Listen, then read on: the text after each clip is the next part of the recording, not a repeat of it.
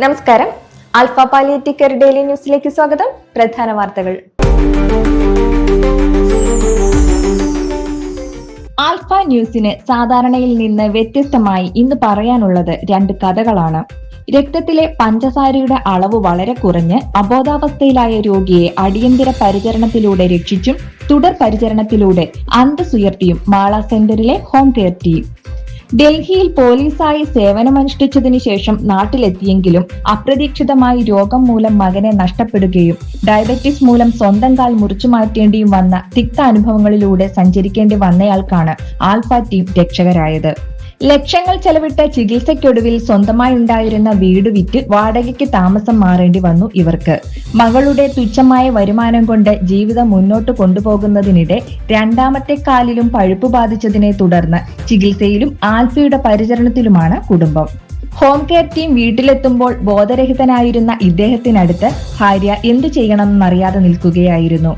Sugar 51 ആയിരുന്നതിനാൽ ഉടൻ ട്രിപ്പിട്ടു. 20 മിനിറ്റിന് ശേഷം ബോധം തിരികെ എത്തിയപ്പോൾ നിങ്ങൾ വന്നില്ലായിരുന്നെങ്കിൽ തന്റെ അവസ്ഥ എന്താകുമായിരുന്നെന്ന് വിലപിച്ചു.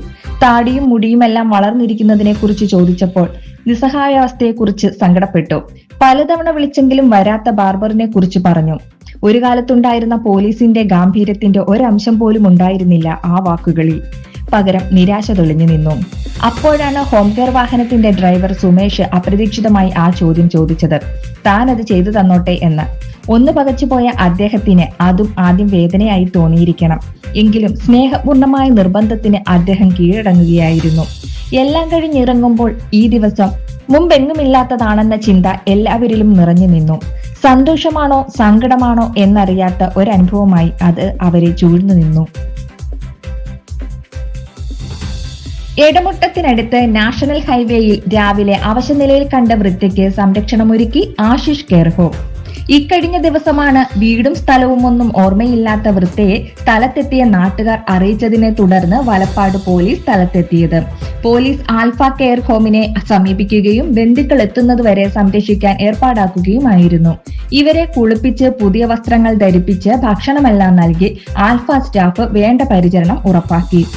പറപ്പൂക്കര മുത്രത്തിക്കര വാക്കാട്ടിൽ അയ്യരുടെ ഭാര്യ 85 വയസ്സുള്ള കാർത്യായനിയാണ് ഇതെന്ന് രാത്രി മകൻ അന്വേഷിച്ചെത്തിയപ്പോഴാണ് മനസ്സിലായത്.